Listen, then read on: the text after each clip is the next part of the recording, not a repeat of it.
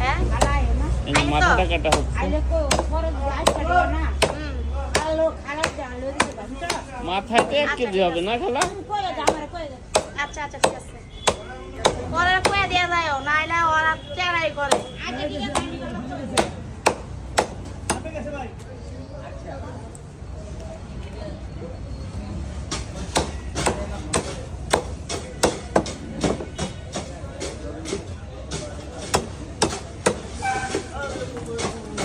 এবার শুধু মাছগুলো পিস পিস হয়ে যাবে।